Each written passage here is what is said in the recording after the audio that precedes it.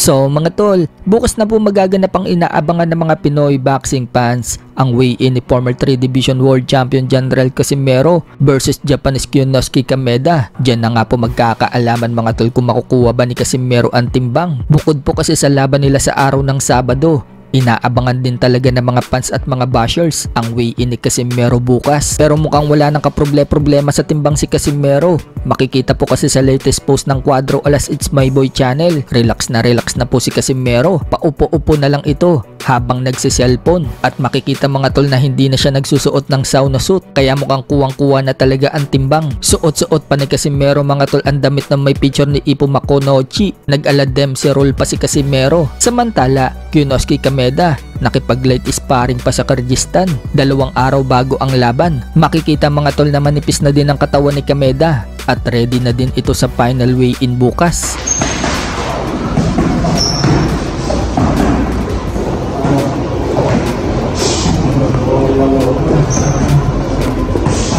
Sa mga nagtatanong naman mga tol kung ano yung oras ng laban ni Casimero, mag-uumpisa po yung card ng 2:30 PM. So baka mga hapon o gabi na yung laban ni Casimero. Libre nga lang po na mapapanood ang laban na yan sa Abima TV, pero mukhang exclusive lang po yan para sa mga taga Japan. Pero may inilabas naman po yung Abima ng pay-per-view para sa mga taga ibang bansa. Sa mga gusto makapanood ng laban, nagkakahalaga po ng 1,200 pesos ang pay-per-view. Dalawang event na po yan, October 25 at October 26. Si Luber naman po kasi ang lalaban sa October 26 pagkatapos ng laban ni Casimero sa October 25. So para maka-avail ng pay-per-view, pumunta lang po kayo sa website ng www.abima-global.com. Tapos makikita nyo na agad yan yung poster ni Casimero. Click mo lang yan at pwede ka nang bumili ng pay-per-view. Pero malamang yan, may magla-live sa mga kasamahan ni Casimero sa Kyrgyzstan. Sa kabilang banda naman mga tol, Jaron Ennis, tinulungan si Stephen Fulton para sa paghahanda ni Fulton sa laban niya kay Ushiaki Foster. Makikita mga tol na si Jaron Ennis ang nagmi-meets dito kay Fulton.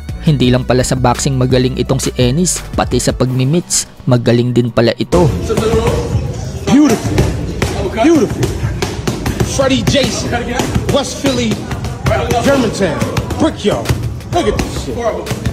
So sa December 6 na nga po ang laban ni Fulton versus Foster para sa WBC Super Featherweight World Title. Undercard sila sa laban ng Isaac Pitbull Cruz versus Lamont Rhodes Jr. Dapat sa October 26 na ang laban ni Fulton at Foster. Hindi lang natuloy, na-injured po kasi yung main event na si Sebastian Pundura, kaya na-reschedule po ang laban ni Fulton at Foster sa December 6. So kung sino ang mananalo kay Fulton versus Foster, malaki ang posibilidad na si Mark Magnifico Magsayo ang makakalaban sa next year. Pero baka magkaroon mo na din ng laban si Magsayo sa December.